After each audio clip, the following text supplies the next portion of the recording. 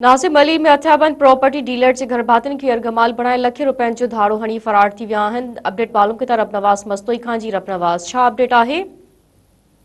जी बिल्कुल, steel town थाने जी हद गुलशन अदीद वेझो सुमार ॻोठ में हथियारबंदनि जी वॾी कार्रवाई थी आहे। राति देर सां 6 खां वधीक हथियारबंदनि प्रॉपर्टी जो कमु कंदड़ आसिफ खोखर जे घर भातियुनि खे यरगमाल बणाए लखें रुपयनि जी मालियत जा सोना ज़ेवर ऐं रोक रक़म 7 मोबाइल फोन समेत मोटरसाइकिल फोर करे फरार थी विया आहिनि। जॾहिं त वाक़े वारे हंध ते पुलिस ऐं ॻोठाणा पहुची विया आहिनि। क्राइम सीन जी टीम पिणु जेको आहे सो हुते पहुची वई आहे।